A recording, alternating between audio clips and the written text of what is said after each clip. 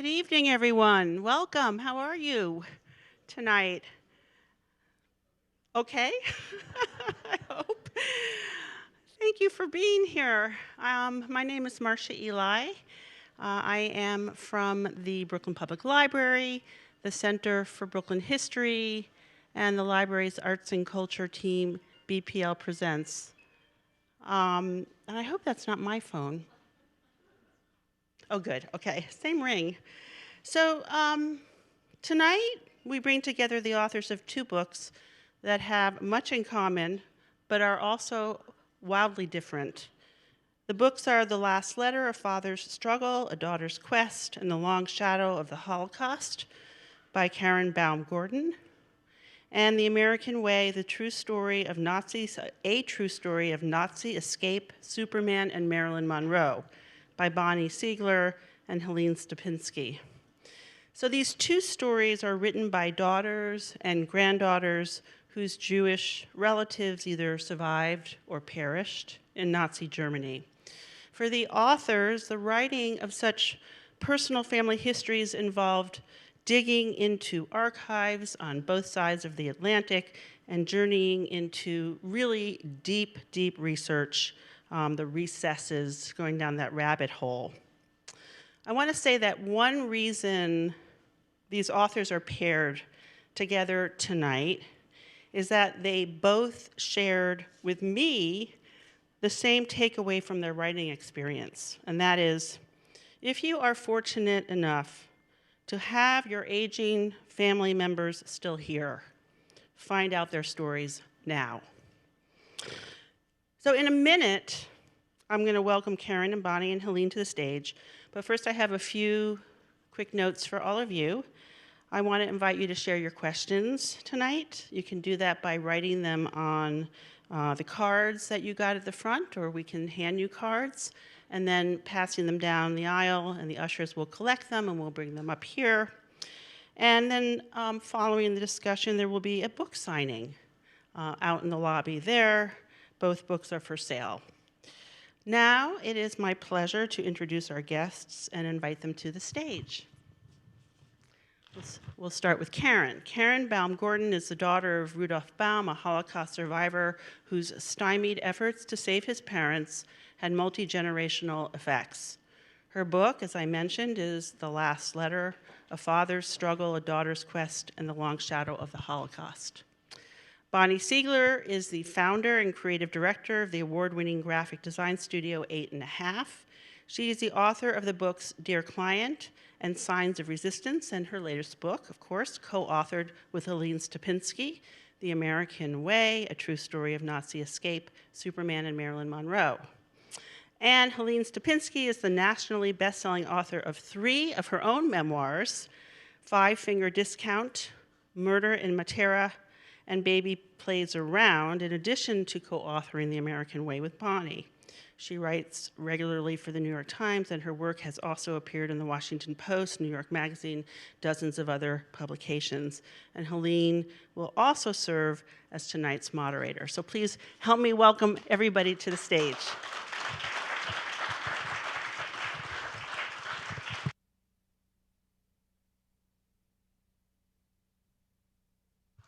Thank you, Marcia, and thank you, everybody, for coming tonight. I offered to be the moderator tonight because the topic was our German Jewish grandfathers, and I don't have a German Jewish grandfather. My grandfather was Italian, and he was a murderer, and he's on the cover of my first book, if you're interested. So I said, why don't I moderate? And I'm an interviewer. I'm a journalist. I'm used to asking questions. So I said, let me do it. So that's what I'm going to be doing. So I'm going to be jumping into with Bonnie to answer some of my own questions, but I'm going to be running the show. So I wanted to start out with the elevator pitch for each of your books, just to give us a brief synopsis of what your books are about. We got a little bit about it from Marcia, but I want you to give us a little bit, and you're going to show some photos as well. Give you some visuals to go with it. So Karen, you go first. Me. Okay. So the top line is that my father, Rudolf Baum, came to this country in 1936 at the age of 21 from Frankfurt and left his parents back in Germany. His sister had already immigrated to what was then Palestine. He came here and ended up joining the American Army, became a naturalized citizen, went back to Germany, and then participated in the liberation of Buchenwald.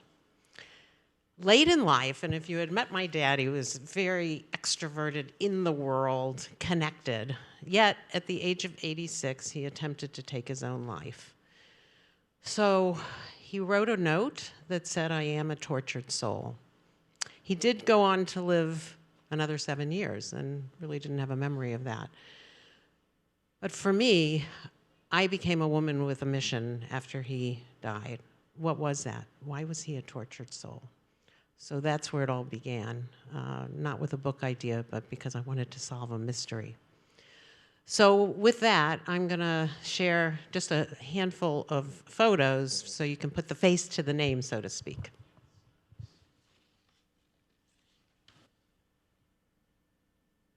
So this is my dad, actually at 86, and that's really how I remember him. And here's my dad with my mom in about 1943, 1944. Of course, they got married right before he went back to Germany, as was done then.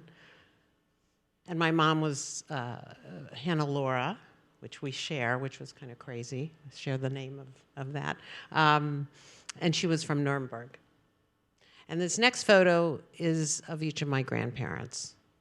So that's Norbert and Julie Baum. And I like to think that this photo, they're writing the letters to my dad. And my father had these exact photos by his bedside till the day he died, actually. And lastly, these are photos of my grandparents that they sent to my dad in 1938 to say, "See, life is normal." Kind of amazing. They were really trying to convince him that it was all okay. And this bracelet I'm wearing is the bracelet that my grandmother's wearing in that photo. Pretty amazing. So with that, I'm now going to turn it over. Hand it over to you, Bonnie. The American Way is a story, it's my grandfather's miraculous escape from Nazi Germany with the help of a man he never met who signed for him in America. And that man was the founder of DC Comics and the first publisher of Superman. It's a crazy story. Very crazy. And then so it's Holocaust, Superman, and the guys who created Superman, Jerry Siegel and Joe Shuster, and what happened to them at the hands of the same man who saved my family, who now, today, because he signed for my grandfather and my grandfather's sister, there are 22 people who are alive because of Harry Donenfeld, which is incredible. And then also in the 50s, so my grandfather came to America, had a family, and in the 50s he went out on the street and filmed Marilyn Monroe while she was shooting The 7-Year Itch. He was not a filmmaker, he was a furrier, but he went out with his camera and he was 4 feet away from her and he filmed it, and that's the only footage that exists of that night. It's a long story, but you can read the book. It's all in there. And that footage is actually how we met, because Bonnie had wanted someone to write about the footage that she had found. And so she met me, but the real mission was to write about her grandfather and about fascism in the 30s. And this was in 2017. Yeah. Put together, whatever you want. Anyway, so, we started with Marilyn Monroe, but when I met her, she showed me the footage, and it was incredible footage, but then when she told me her grandfather's story, that's when I knew I wanted to pitch it to the New York Times, and I did, and it ran, and it went viral, and it led to this book, so that's why we're here tonight. So this is my grandfather. I was literally pointing at the computer with my microphone, like Larry Bud Millman used to do. So this is my grandfather, Jules Schulbach, and that's my grandfather in the tie with his in-laws. So my grandmother is on the right, my great-grandmother and great-grandfather, who we'll talk about later, are in the middle, and my grandmother's little sister, who hid out in Berlin for the entirety of the war, They called them submarines because they were just below the surface. She's That's- my favorite character. That's Aunt Ushi. Aunt Ushi. This is one of a still from my grandfather's footage of Marilyn. This is my favorite still, but you can get a sense of just how close he was and just how amazing the footage is. And you can see it online. If you go to the Times story, you can Yes. look at some of the footage. And this is Harry Donenfeld. I had to include him. With very big lapels. He's the mensch of the book. Well, your grandfather's a mensch. And then these are our covers. That's the photo display. Okay, so as I said, my grandfather was Italian and a career criminal who tried to murder me and my family when I was a kid. And I think for this reason, I was drawn to Bonnie's grandfather, Jules. Because like Karen's dad, Rudy, Jules was the antithesis of my grandfather. He was loving, gregarious, deeply involved in the community. I want you guys to describe what your grandfather was like and what your father was like. So why don't you go first? So he was, the best way to describe him, he was grateful for life and grateful for life in America. That was everything. I mean, it really was. And he used a movie camera and a still camera because he wanted to capture these precious moments of his life and preserve them because he knew how important they were, the everyday moments, not the events. That's what he was all about. And he loved his family. They were everything. He lost so much. He came over when he was 25. So he left his family behind. He didn't speak the language, came to a new country at age 25.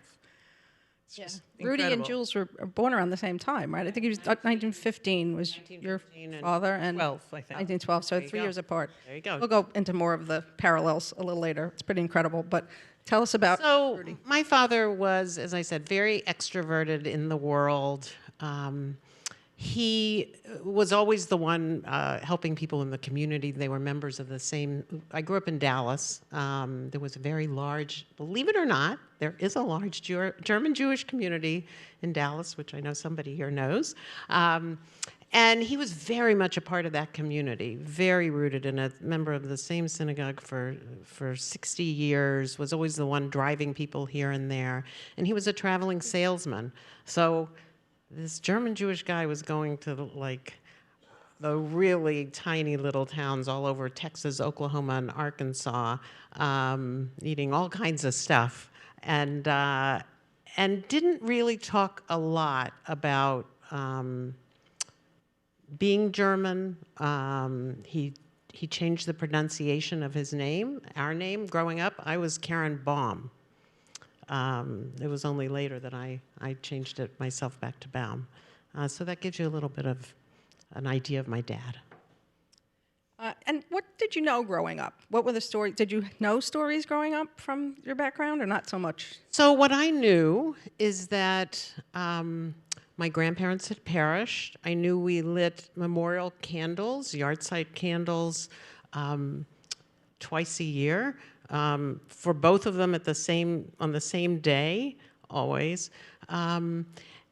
And if asked questions, my dad would answer them, but he wasn't one to talk much about it.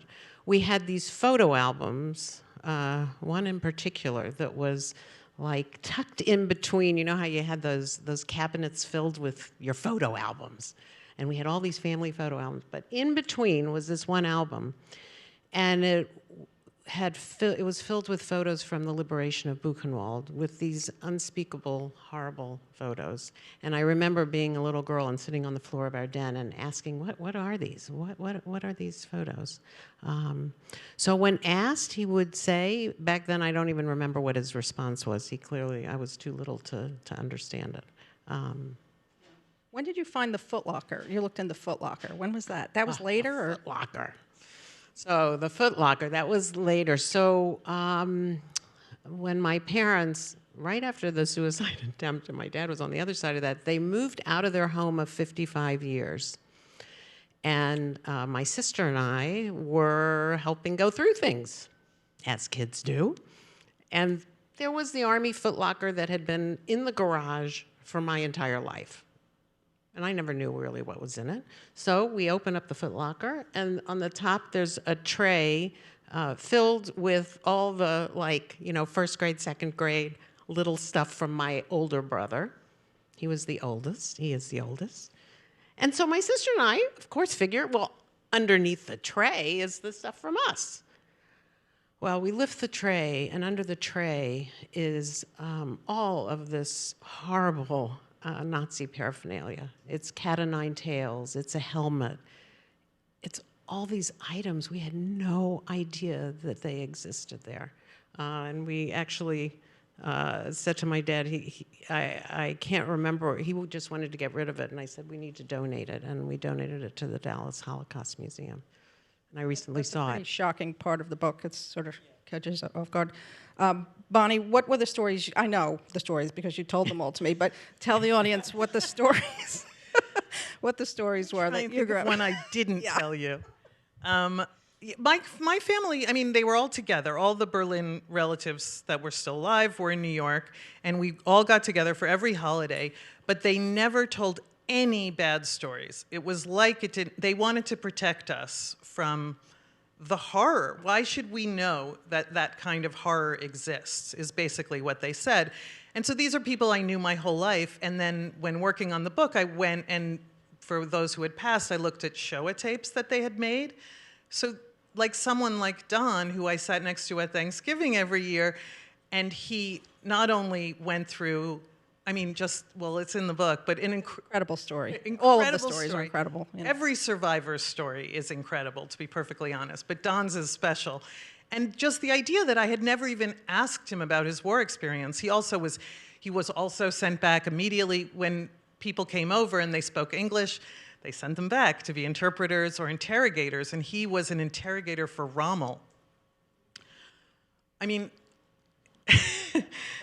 you can't believe it. So we never heard any of the stories when we were little. So one of our goals is definitely to encourage people to talk to your older relatives, because they have all the stories. They know everything, and they really do want to ask. They just don't think they want to tell. They just don't know if anyone wants to hear it. Yeah. Call them tonight when you get home. The parallels between the two stories are pretty incredible. Like, as I was reading your book, it was one thing after another was kind of freaking me out. The onion skin letters from Germany, the Leica cameras that they both brought with them to America. Both families were in the clothing business. There was the search for the sponsor to come to America. They both lived in hotels a few blocks from each other in Midtown Manhattan. Rudy at the Wellington and Jules at the Piccadilly. There's the whole descent into the horror of the Holocaust, which are both at the very center, literally and figurative center of each book. And both our mothers, both of our mothers are named Hannelore. Spelled the same way. Which is a weird name. It's not like a typical It name. was very popular in Germany in the 30s, but nobody's heard of it here. And my mother actually changed her name when she came to America because it was too German. Right. There's the ancestry searches that we all did. The travel back to Germany, to the apartments of those who died, those who lived as well, the visit to Wannsee Lake, the fight for reparations, even the names, like you said, your mother's names are Hannelore. Karen has an Aunt Helene. I know 3 Helenes in the whole world. And your grandmother is Julie, and your grandfather is Jules. So it just had all these weird, crossovers.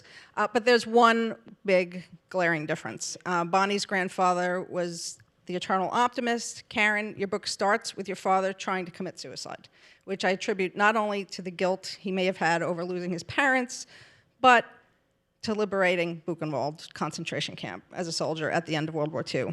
And this happened on his birthday, right? He was there on his 30th birthday. The liberation was on his 30th birthday for, a little extra horribleness. Unlike Jules, Rudy had to physically confront what happened to his family and to millions of other Jews. Do you think that's why he was despondent towards the end of his life? Do you think that was... So I now believe that my father carried this with him every day. And that's part of the pain for me, is that none of us really knew that. So he had 2 previous depressions that you could write off to, it was the heart surgery. He got fired from a job and had 3 kids to put through college. But at the end of the day, I believe, that's hence the last letter, when I had that letter translated, and it was, live, like somebody was saying to me over the phone. This was back in 2009. So he called and said, so I've got to translate it. And he tells me the translation. I was a puddle of tears. Because my grandparents essentially wrote to him, you are our last hope. It's all on you. And you have to get us out. You've been there long enough. Now, mind you, the earlier letters they had no interest in coming. They're not going to bother with us. It's fine. So I was the same age as my grandmother was when I had that letter translated, and my older son, who's here, was the age of my father. And I cannot imagine writing that. I can't imagine being in your 20s and receiving that. So I think that was it. Yeah. Had you seen the letters from your family? Because, we saw them together. Had you seen them before that? No, I saw nothing before. There were similar letters Yes. from her family as well. Just horrible, horrible. I mean, I cried when I read them. They weren't even my family. They're trapped, which leads to the next question.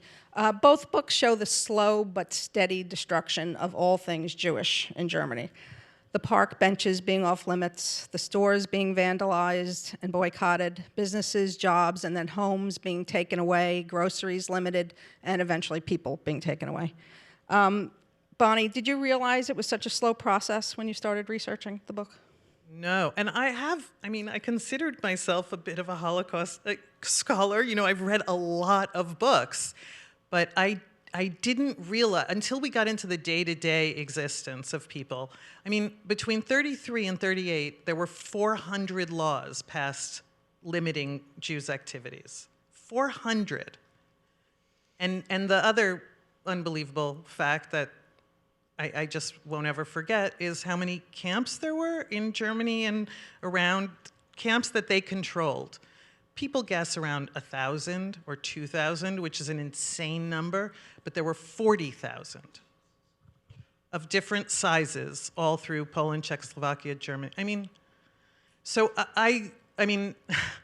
You just keep being surprised by the horror. You think you've got it all, and then there's more horror. Yeah, for me especially, I wasn't that well versed in the Holocaust. I went to Catholic school growing up. I think we spent, maybe an hour. 3 minutes? Yeah, if we're lucky, an hour.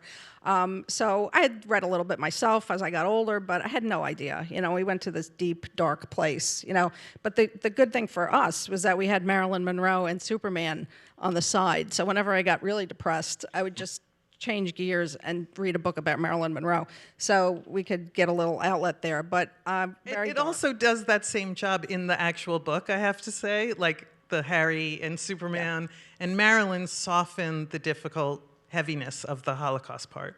But it is a Holocaust book. The center of it is, we call it the Trojan horse. We're getting you in there with Marilyn Monroe and Superman, but then we're dealing the blow. We're going to show you what happened. Karen, the letters your grandparents sent to your father were pretty optimistic and happy. And do you think it was because of that? Before the bad letters, like earlier on, do you think they were just trying to make him feel better, or do you think they were okay? They were thinking this is going to blow over. I don't think. I think because they were censored. So all those letters were censored. So you'd have to read them with an eye for the nuance of what they were really saying. So, for example, my grandmother wrote, we are celebrating the new chancellor by going to the movies and having a good laugh. So you had to connect because the letters were censored, otherwise they wouldn't have gotten through. Or she said, they're showing the apartment, because they were forced to move 3 times. They're showing the apartment where we live. And the prospective tenants came in and, did the salute. So you really had to read them. And I'm sure my father, I would believe at that point, certainly knew what those letters meant. So I don't think she was really optimistic. I think those pictures, she was trying to say it's not so bad. it's not so bad, but it was. But it just got worse and worse, it just incrementally. And now it takes both of you and me, too, there, years to find out what happened to your ancestors. Karen's grandparents in the Lodz ghetto, and how they died, and Bonnie, your great-grandparents who were killed in a gas van outside of Minsk, which Bonnie didn't know until she started researching the book. Nobody in my family knew what happened to my great-grandparents besides that they vanished, which is a really crazy thing to just not know for everybody. So anyway, I had to They may find not have out. wanted to know, yeah. I had to find out. Yeah, so she found out. But why spend years researching that? And why relive the horror? And why share it with the world? Bonnie, for you. Well, if we don't know, and then the Nazis are they have something that I don't. They knew what happened to my grandparents, my great-grandparents, and I didn't. And I had to find out. It's like respectful to pay respects to their last moments. And what we found out was just the way they were transported by train for like hours and hours and hours. And then they were taken to this camp called Mali Trostenek, one of those camps nobody's ever heard of. And at that time, the guards were tired of killing people. It was exhausting.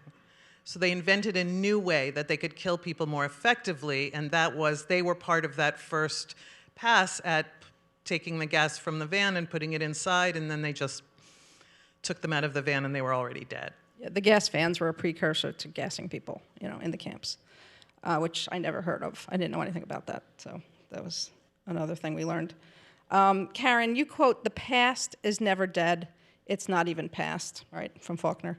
The Anti-Defamation League reported last week that, what's coming, anti-Semitic acts were at their highest number since they started keeping stats in 1979. How does the book relate to what's happening in the news today, from Minsk to Charlottesville?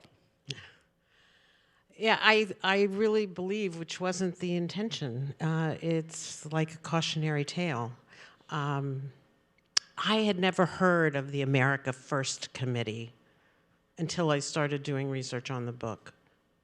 What is the America? Tell them what the America First Committee. So America First had members like, Lindbergh was quite involved, Henry Ford. I mean, the list goes on, and it was a very strong anti-Semitic group in the 30s here, and that was amazing when we now have an America First Committee here.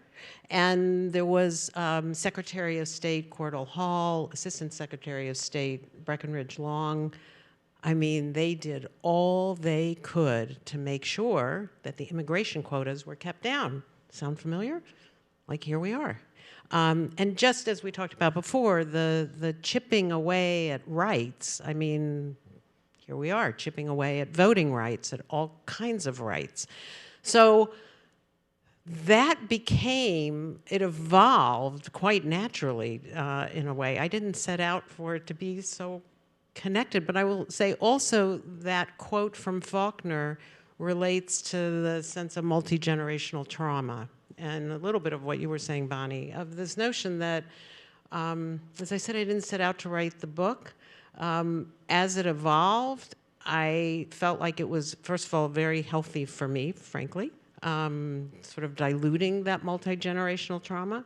Then it became, well, I'm writing it from our sons, and then it became more. But I think there's something about the speaking of, about the putting it out there, about the giving it voice. Never forget. Makes a big difference. So, yeah. We all spent time in Germany researching. Bonnie and I mostly in Berlin, Karen mostly in Frankfurt, and you both brought your sons along, speaking of your sons. How did they react to the places you visited? And tell us just about those trips in general. You start, Bonnie. My son, Oscar, said it was like time travel. He did know his great-grandfather. He was born before he died, but not well, obviously. And so for him, it was like he was able to really connect. And he said, like, just standing in his apartment building, walking into his building, walking in his footsteps was really intense for him. And it meant so much to me to share it with him. It was an amazing trip, really. The miraculous thing was that all the places where Jules lived and worked were still standing. And as you know, Berlin was bombed pretty heavily. And so you'd have all the buildings next to them were all new buildings, but then his building would be there. And because I'm a reporter, I was like, okay, Bonnie, just stand back, watch. Somebody's going to come along, they're going to go in the building, and I will approach, And so when someone from the building came, I ran up to them and said, do you speak English? Of course they do. We're writing a book about her grandfather. Can we come in? And they let us in. And we were walking. Yeah, it's exactly the same. Ringing what all you the did. buzzers until somebody let us in. Yeah. So. But I would say, so our two sons and my husband Bob, we went back and it's that same notion of walking the walk, being in those same places, seeing the synagogue that my dad went to, being in the homes the two places where he lived. What stands out for me also is two other pieces. One is that our younger son ended up majoring in German, as well as doing a semester abroad in Germany. And as he has said, part of the long shadow of the Holocaust for him is part of that was reconciling and understanding more, and he's still in that process of his heritage. So that was a piece of it. And what has always stayed with me and always will was when we were in the Łódź ghetto, and which is not a ghetto anymore, but in that area and where the ghetto was. And we were with an amazing woman who's featured in the book, who's a survivor of the ghetto, who was a survivor of the ghetto, who took us there. She was well into her 80s at that point. And she said to the boys, as we walked through the cemetery where my grandparents were buried, she said, so do you think you'll ever come back here? Of course she wanted to hear yes. And I remember their answer. It was, probably not. But yeah, probably when we have kids. And honestly, I was done. That was it. Yeah. That was what all this was about. Right. Amidst all the drama and horror, I think the lesson in the American way is the lesson of love. Tell us about that, Bonnie. What's the takeaway from the book? So another piece that we haven't mentioned yet is my grandmother had a stroke, and she was paralyzed on half her body, and the doctors told my grandfather that she just had a few days to live and he should leave her in the hospital, and he said, I'm not leaving her anywhere. If she has a few days to live, it'll be home with me. And then he nursed her back to health, and she lived for 25 years. And he took care of her the whole time. He pushed her in a wheelchair, he dressed her, he clothed her, he fed her, everything. And I mean, this was 1969 when this happened. So since then until he died, he never complained, not one moment. Was it even like difficult? He was the president, he was the mayor of his block on the Upper East Side, and he took care of everyone on the block. He just projected love and caring. He wanted to give back always. He was amazing. Karen, I think the lesson from your book, from what I could tell, was forgiveness, wouldn't you say? Tell us a little bit about that. I think part of the process and why I took the whole journey was forgiving my father for attempting to take his life. That's, as we know, a very angry gesture, even though he didn't seem like he was angry at us or the world. So part of it for me was learning to get past that and to really understand what that was. I'd like to also think, although I'm not sure my dad was able to get there, that over time he could forgive himself that he couldn't get his parents out. So that's a big part of it. I would also say that I'm now a German citizen. Our sons are German citizens. If and when we have grandchildren, they'll be German citizens. They can be, at least. And I think there's something in that that is connected to moving forward. We have to remember the past, but it is about moving forward. Yeah, there was a point where he really hated the Germans, I know, in his life. And he had to get over it, because you can't walk around like that. Right? Well, it was interesting. My dad after the war in 45, he was part of, it wasn't unique to his army unit. There were many army units throughout Germany setting up free presses, and he was in Marburg. And my father knew nothing about newspapers, by the way, or journalism, but he had to interview people to be editors and publishers and writers. And guess what? Those were all people who were Germans, who were not Jewish, who were there during the war. And he will say that was what helped him get through and past this notion of collective guilt, that didn't exist. Only the guilty are guilty. Their children are not. Everybody may be responsible, but he really got past that. Great. Okay, I'm out of questions. We want to hear you read. Can you read for us? Sure. Okay. They're both going to read a short passage for you guys. You get a little taste, and then you can go and buy it in the lobby. He has questions, I think, for you. We're going to do collecting questions? Yeah, we're going to do the questions after the reading. So, So this is, I had the pleasure of one of my 3 trips. My girlfriend, Lauren Gland, actually accompanied me. And here we are trying to find the main residence where my dad lived for the first 19 years of his life. Here we go. Lauren and I then walked we're now in search of the second residence, from Reuterweg 73 in search of Eisenachstraße 20, where my grandparents and father had moved to in 1934.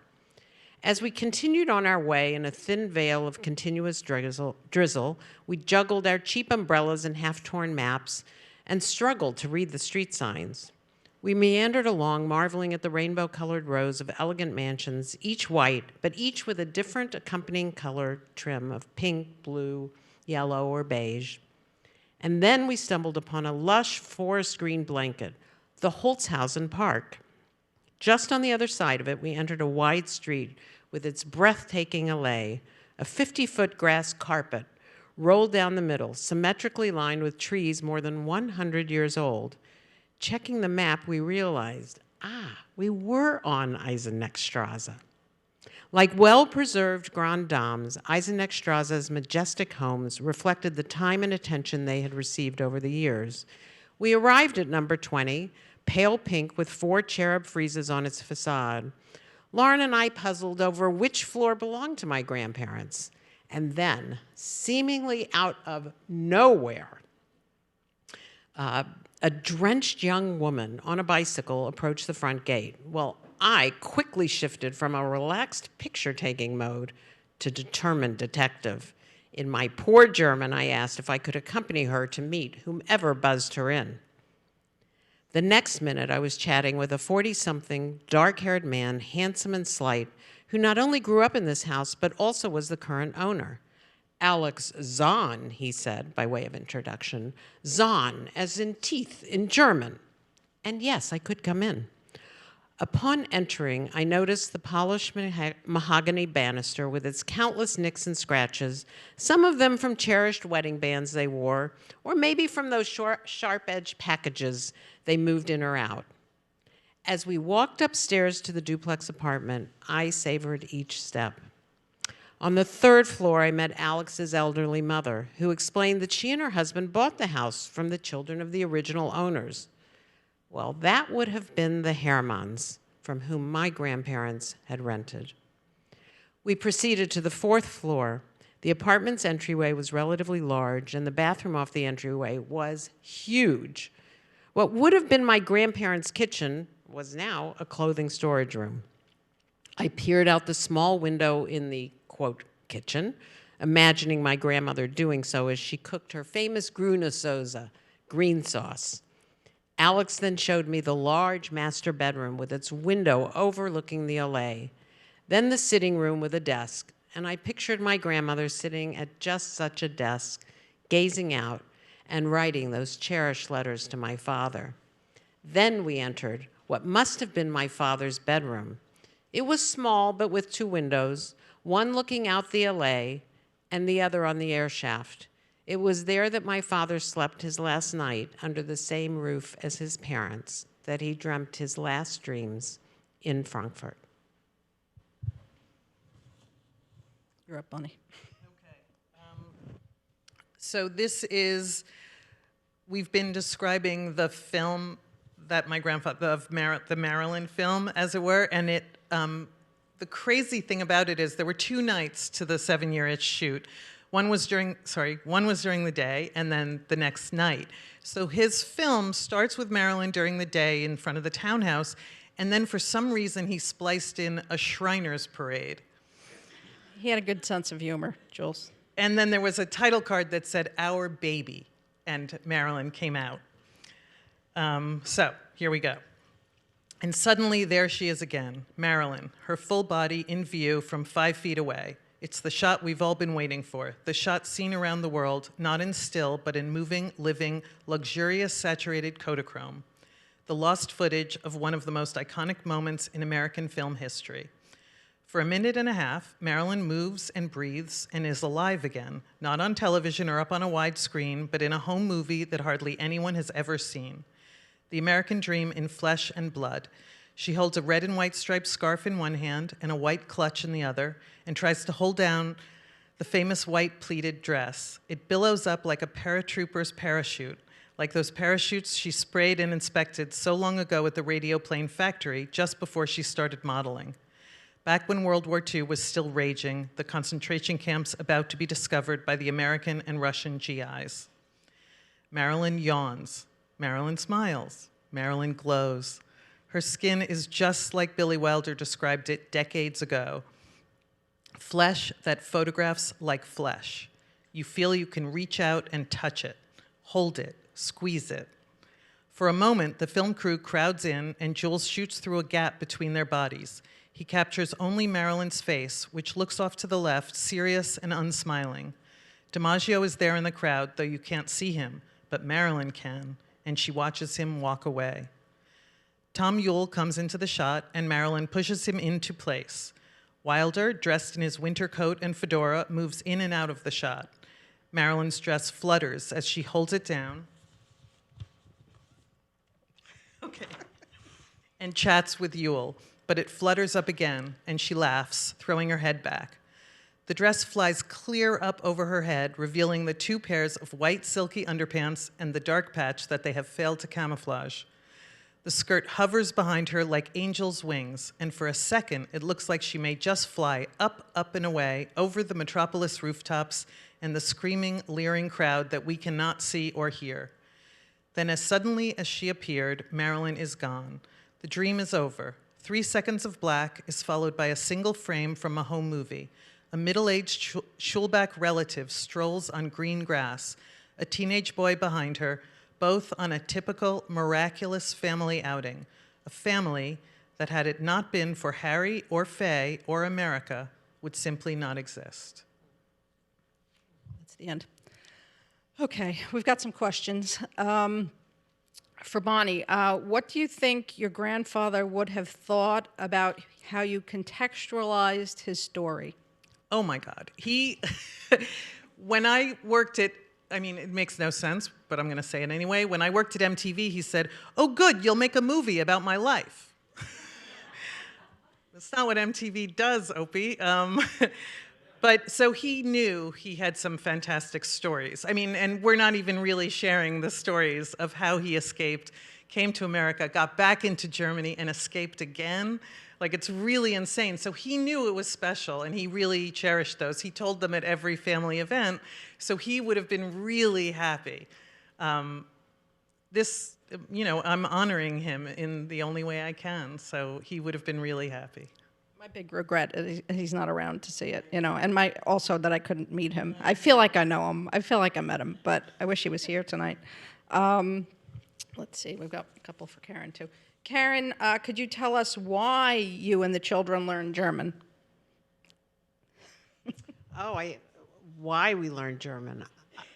I took 7 years of German as well, and I'm sure it was to be close to my parents. I'm sure of that, and I think for our younger son, it was definitely about that. I think we've got this one twice, so I'm going to just ask it. It's off of that one. Thank you for your book, it says, Karen, could you explain what moved you to acquire German citizenship, and what does it mean to you? A lot of people think it's a real, like, yeah, you guys thought you were getting rid of us, but you didn't. It really wasn't that for me.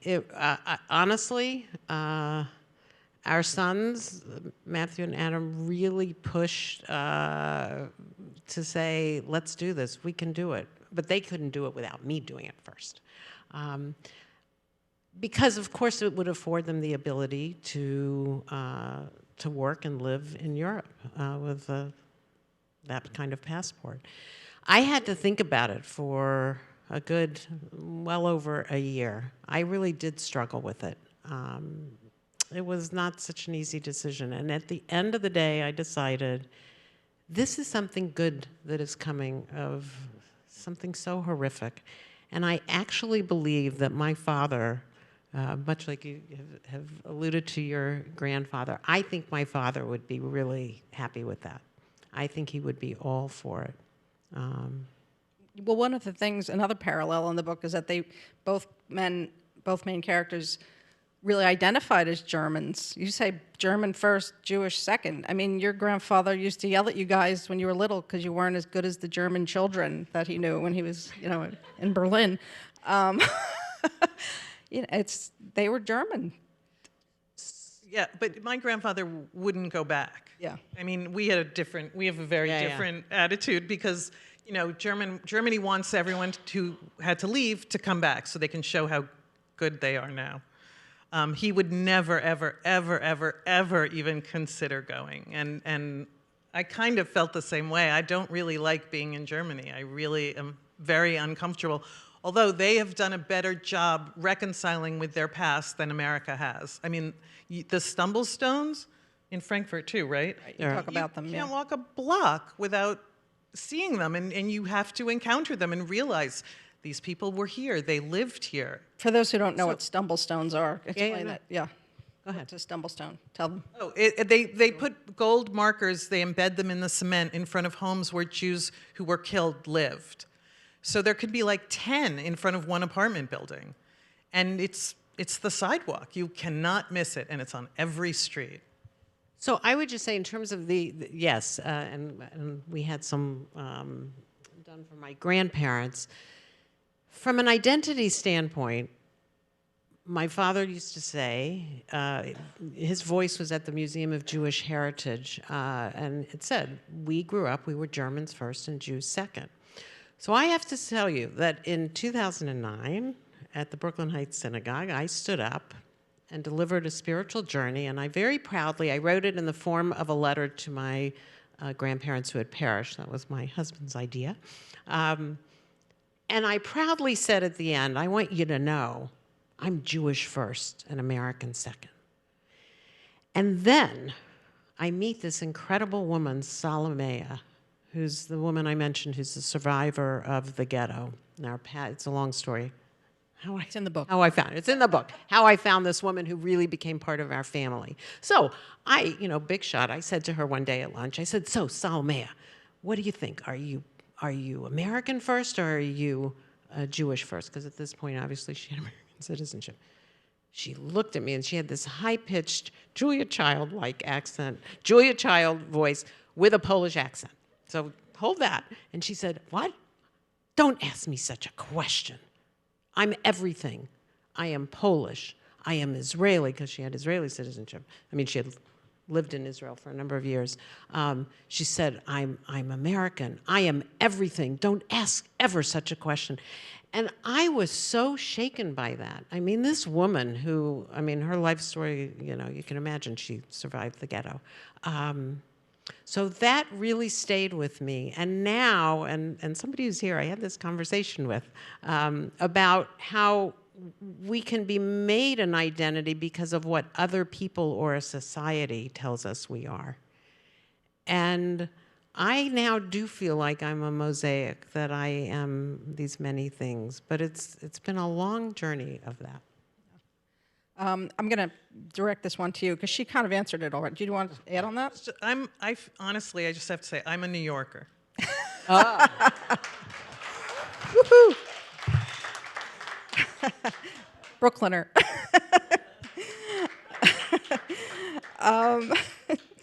How do you relate your family history to contemporary events, including people escaping their countries? The parallels between then and... I mean, it's more about America. The parallel is America's response to people needing to come into the country, and how they don't even meet their quotas for what they've said can happen. The lives that are being lost, it's just absolutely devastating. It's about immigration, which we all know is a huge problem, but even then, to save lives, they never filled a quota in the 30s. The quota for Jews to come over, they never filled it. It's just It's a shocker. That's sort of, I have actually one more question I'm going to throw out there, which piggybacks off of that. The titles of the books, The American Way. Why? Why is it called The American Way? The basic reason... Don't you know? I know. So it's Truth, Justice, and the American Way is Superman's tagline, so that's the obvious first reference, but it's also ironic because the American way is both a good thing and a bad thing. So America saved my family, but they didn't let in a lot of other families. Chinese Exclusion Act, all the times they didn't let families in. That's also the American way. So, and it really follows through with all the characters. Harry, who saved my family's life, also stole from the boys who created Superman. That's the American way too. So it really follows for all the characters. Basically, we meant it slightly ironically. And the last letter. Yes, and the last letter, it's actually for two reasons. So one is, I've already shared with you the last letter that my grandmother wrote to my father. And there's a last letter that my father wrote to us, his three children. It's actually called an ethical will. It's when somebody writes about their regrets and about their wishes for whomever they're writing it to. And my father wrote in this letter to us that the hardest thing he ever did was leave Germany and say goodbye to his parents on that platform. And he said, my request is that you never forget your grandparents and that you always light the yahrzeit candles. And boy, I sure done that. So, yeah. Terrific. Well, thank you guys for sharing everything with us. Thank you. Thank you. The books, like we said, are in the Thank lobby. you. Come and meet us. Thank you. Thank you so much. Thank you, Helene, for moderating beautifully, and thank you for your books and your stories. And thank everybody in the room for being here. And especially thank you for letting everybody go to the tables and not running up and grabbing them, because I get the feeling that some of you know each other. So could you talk in the lobby? Thank you so much for coming.